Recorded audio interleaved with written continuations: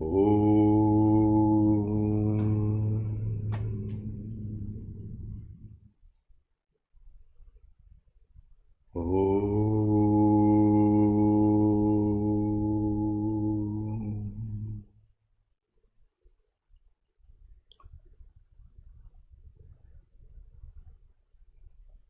will today, in the 6th class of this Mantra Yoga series, we will look at mindful mantra repetition. You've heard of the word mindful. It's current because of its usage. It's become very popular. It means nothing but just plain simple attention.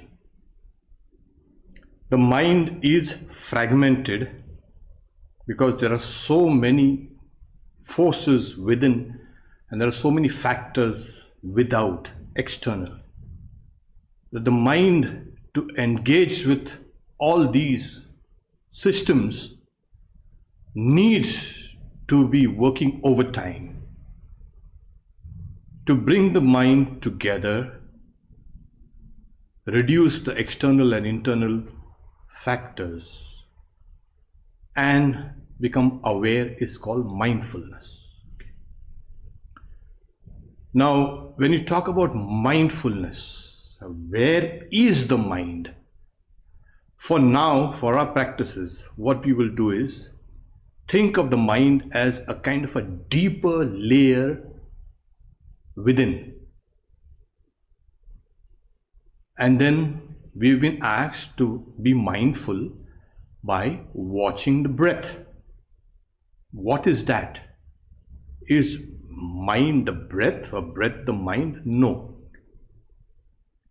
This breath or vital energy or vital force is slightly external to the mind sheath, the mind level. Okay. And more external to that level of the breath, the vital force, is called the gross body. As simple as that. What happens is the mind first has, this is the third layer, as you can see, it is called Anandamaya Kosha, is nothing but a level, a sheath. And then we have the gross body, the physical body. It's called an Annamaya. It means that which is made out of food. This whole gross body is made out of food. Food in the sense of materials, gross materials. The vital force is made out of that, you can say. We have 5 factors. We'll go into that later. We have then the mental sheath. The mana is mind. It's a mental sheath or mental level. And deeper than that is the intelligence sheath. And still deeper is the sheath of bliss. And beyond all these coverings is what is called the individual soul. Now we know what we are composed of. We've put covers or layers after layers above this individual soul. We are going to do 2 things. First is we are going to target the vital force sheath. The sheath that's just internal, more deeper than the physical body. Now the body is enlivened with this vitality. And so is the mind. You must understand, the mind also has vitality, but it has borrowed its vitality from the vital sheath. So the vital sheath, the vital level, the vital force suffuses the gross body and the mind body. If you get this correct, then it's easy to practice the repetition of a mantra. Now, what is mindfulness? Okay, we've seen what is mindfulness. We've seen what is the basis of breath. There's another factor here. The breath we breathe, actually what happens, it is nothing but the lungs expanding and contracting, and that also means the diaphragm expanding and contracting. There is a force within you that expands and contracts your lungs. Your whole body is run by that force. Okay, it is not just plain breath, it enables breathing. To get to this vital sheath, the vital force level, you enter it through the breath. It is not the same as breath. Many people, they mistake pranayama with the breath. No, that is the entry point. Okay, now this is important. Now, as the vital force is one, but it has 5 functions. When it is engaged in the processes of breathing, it's situated here. When it is in the process of excretion, it is in the lower part of the body, the colon, etc. And there is something called, your whole body has a kind of a small temperature, heat, which sustains the body. That also has a seat here. Okay. Now that helps in digestion also.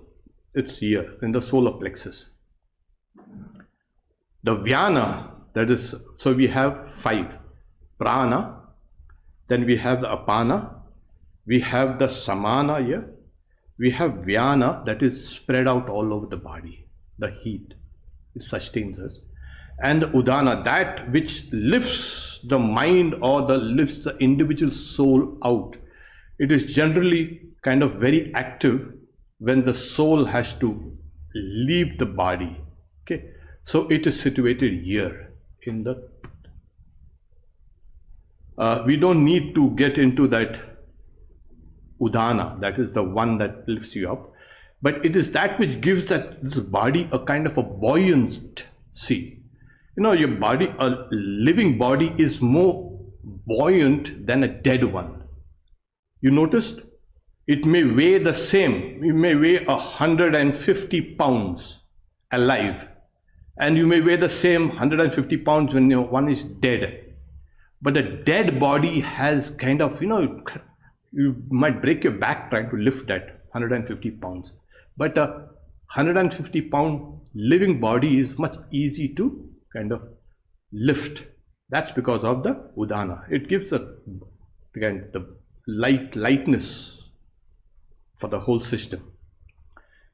So we have one prana divided into 5 functions. You don't need to remember all of them. Just remember that it's spoken about these things as according to its various functions. 1 subdivided into 5. But now what we are interested in, the prana which has a seat here. It's located here.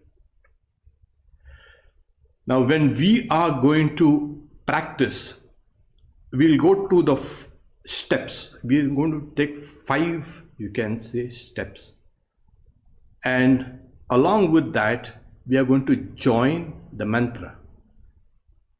Okay, it's not just plain mindfulness with the mantra and its repetition. So the first stage is when you sit down. Okay, you begin inhaling and exhaling. Keep a silent thought, I am aware.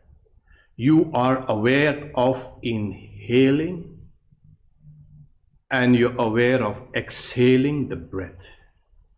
It's kind of, you run through that whole length of the breath as it's entering in your nostrils and become aware of that air being exhaled to the nostril. So the first is inhale and exhale with the silent thought, I am aware.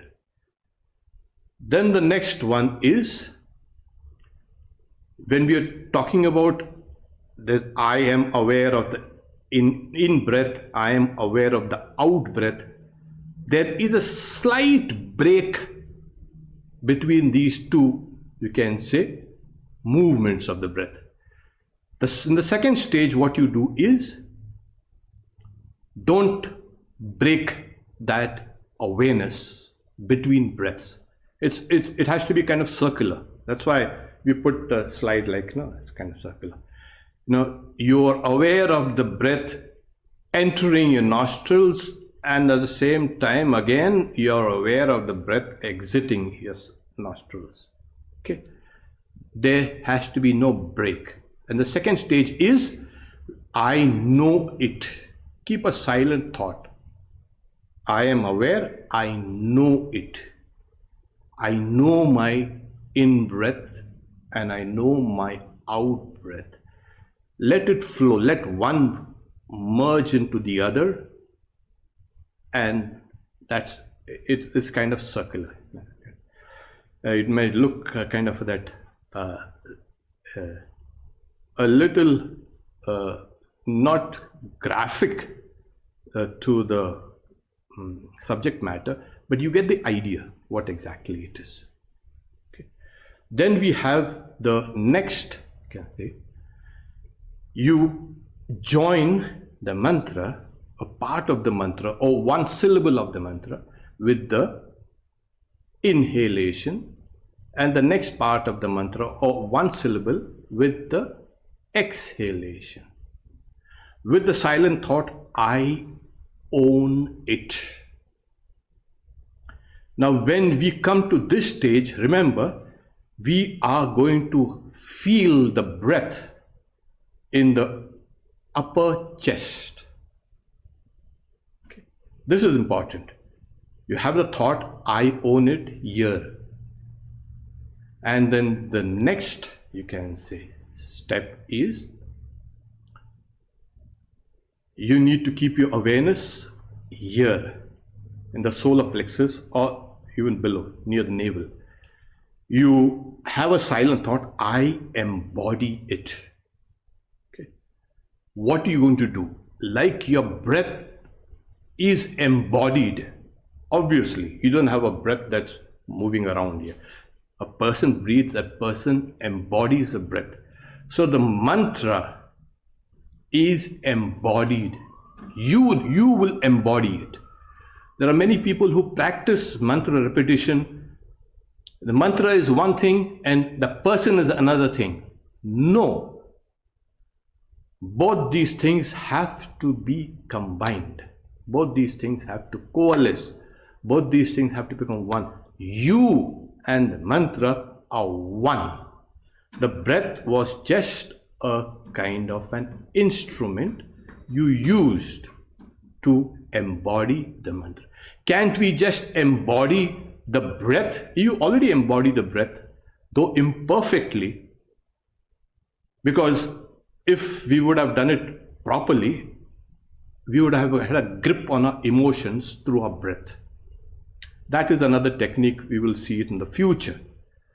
But the mantra has to be embodied by you through this practice. Last time we spoke about the awakening of the mantra. What awakens the mantra?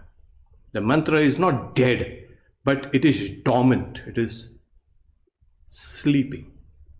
It needs to be awakened. And we have seen these two forces that are acting on each and everything also act on the mantra.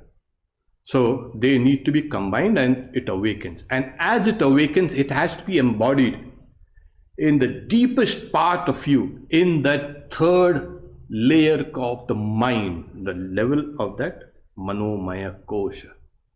And as you keep on embodying it in your kind of establishing it in your mind, it will slowly, as I say, it's like a kind of osmosis effect.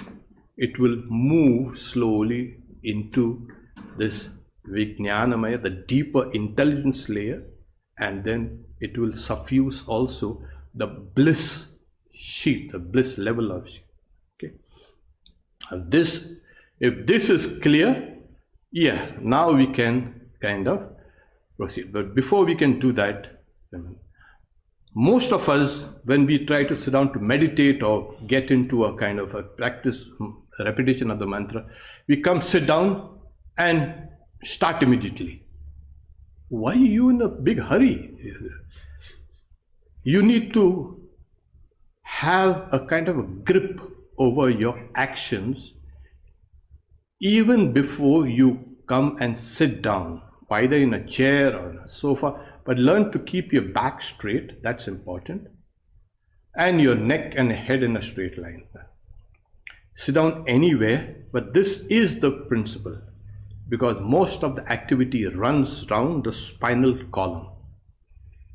Once you do that, and people rush, they sit down, and they've got a kind of a grimace on their face and the kind of contorted features. No, relax, have a half smile. You're doing something that's pleasant. You're not going to torture yourself with this kind of practice. It's going to be a happy thing, because after you embody that mantra has a power to awaken that deep joy within you. And that is important in life and in every aspect of life, especially when you're practicing. Otherwise, the practice will become dry after a couple of years or a couple of months, because your initial enthusiasm wanes and you need that constant inspiration. That joy will be your inspiration. So you get these first steps clear. Okay. Sit down, relax, okay, keep a half smile, and don't bother about, the eyeballs kind of moving under the eyelids, etc. They will become steady as you keep on becoming aware of your breath, in breath and out breath. So the first step is inhale and exhale. Now, I don't want you to breathe in deeply or breathe out deeply. No, you are going to breathe normally. When you generally sit down, when you relax, your breath slows down. Okay, that is the rhythm that you're going to watch, and with a silent thought, I am aware. Okay.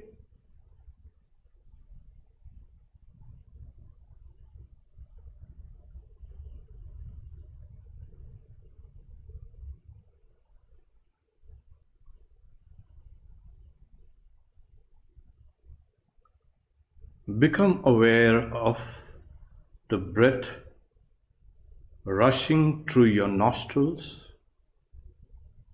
It's cooler than the breath that's leaving your nostrils, which is warmer.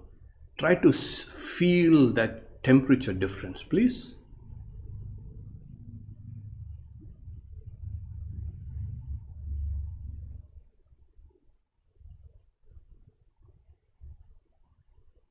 Focus, focus.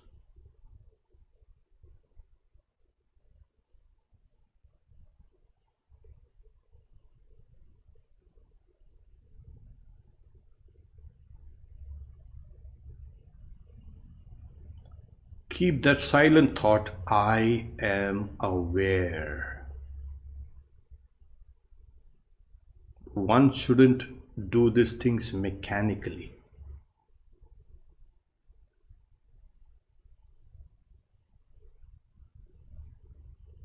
I am aware of my in-breath. I am aware of my out-breath.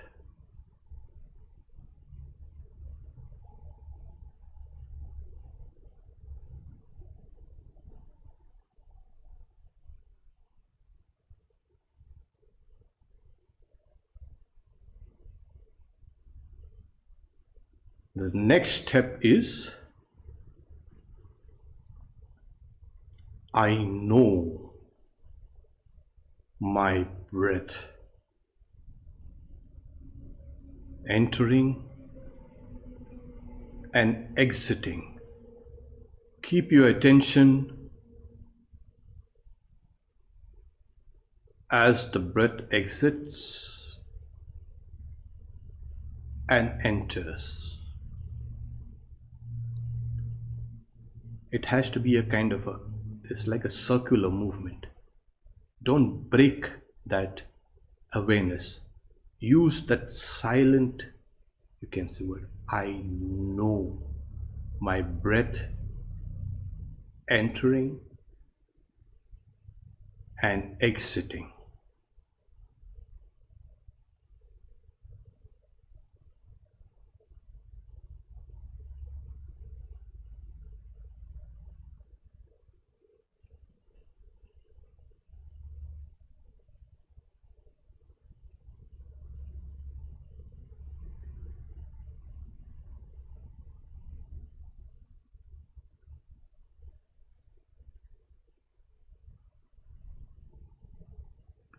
Now we come to the third stage. Okay. Now become aware of the breath in the upper part of your chest with the silent thought, I own it. Use your mantra that you have, any mantra that you like, or you can use Om Shri Ram. Om Shri Ram. Join Om with the in-breath, Shri with the out-breath, Rama again with the in-breath. Again, repeat the cycle. Let it be cyclical. Don't force your breath. Breathe naturally. But now you have joined a syllable or a word with your breath. Become aware of your chest heaving up and down.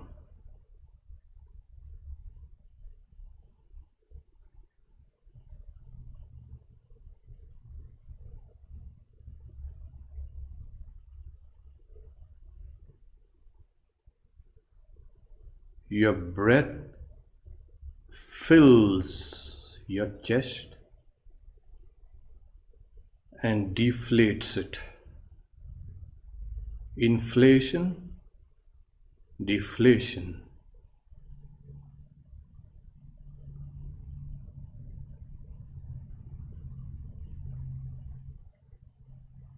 Remember to keep a silent thought of I own it. I own this mantra.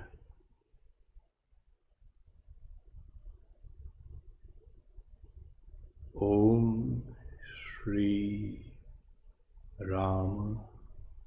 Om Shri Rama. Om Shri Rama. Repeat it mentally. Let it flow with your breath, please.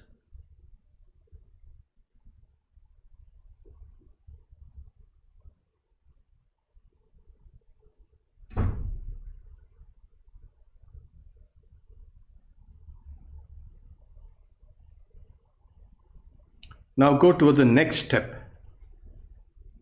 Become aware of your diaphragm rising and falling.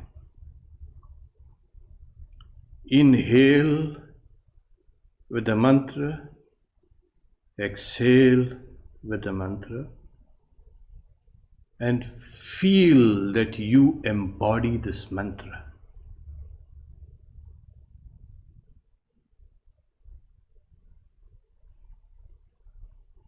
that the mantra is part of you.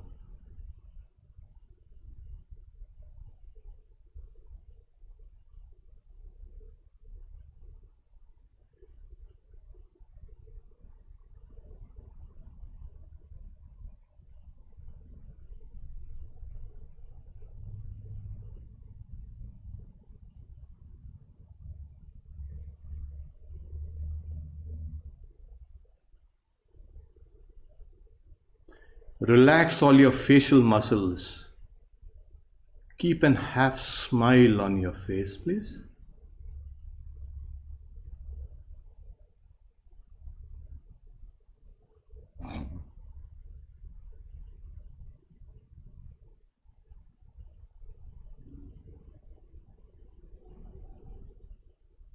Okay, take long deep breaths and slowly open your eyes.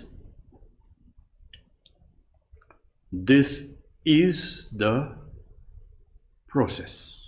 Okay, join the mantra with your breath. Don't do it immediately.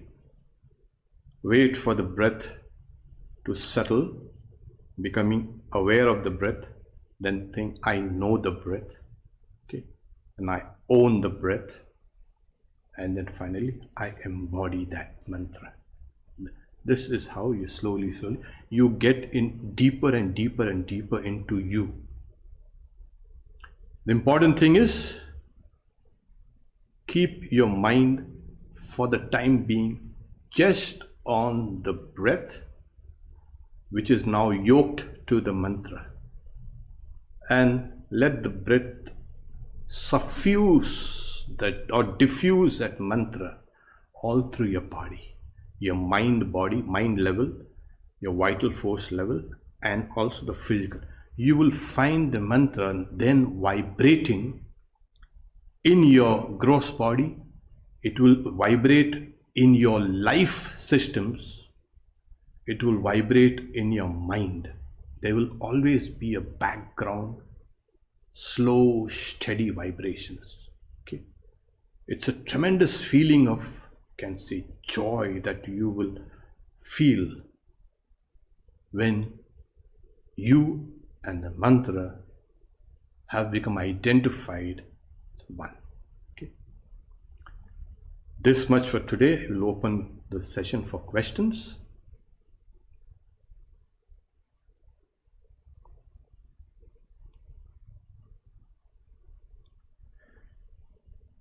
Do we have any questions? Yes. Yeah. Okay. Okay, Pranam Swami.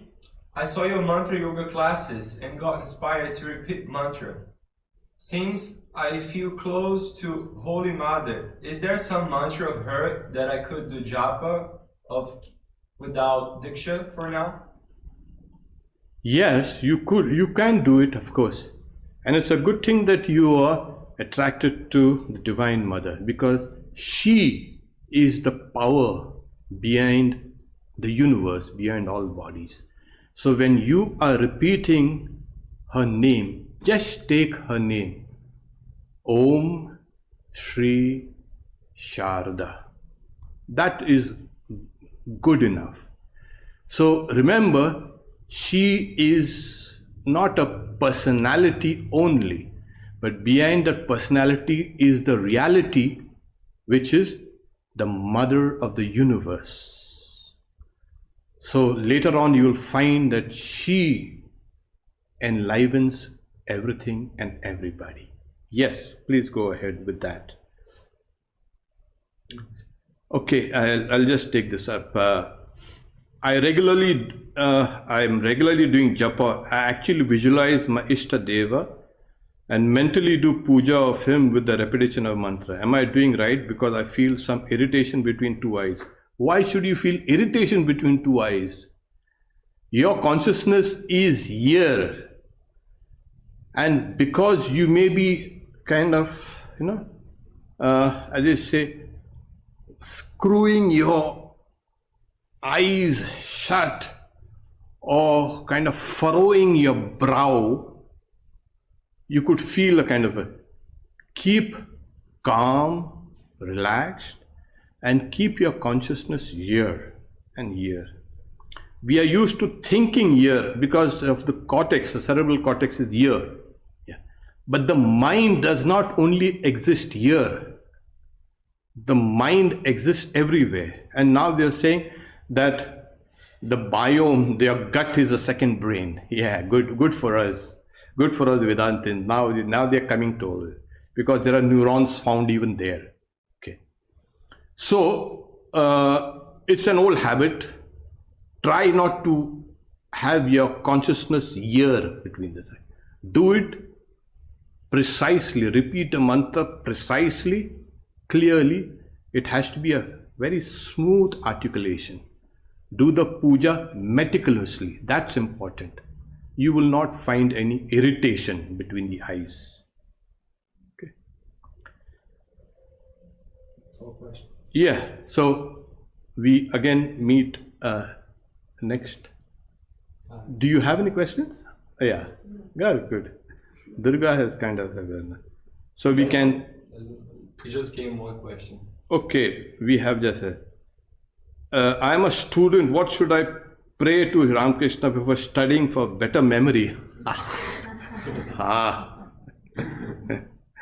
Ramakrishna will tell you, go and meditate. But when you pray to any deity, remember one thing. This is not a kind of a shopkeeper's kind of religion. A shopkeeper's pray, no, I'll give you this and give you exchange for that. No. Swami Vivekananda says, pray for knowledge, pray for light, pray for illumination, pray for purity, pray for love, pray for compassion and kindness. If you have these qualities, you become unstoppable. Especially keep this idea that prayer for knowledge is the highest form of prayer. Also, you can pray for unselfishness. Okay? Learn to be unselfish, and you will find your mental faculties becoming sharper and sharper as time goes on. Okay, there we are. Om Shanti Shanti Shanti. Hari Om Tat Sat. Sri Ram Krishna Arpanamastu.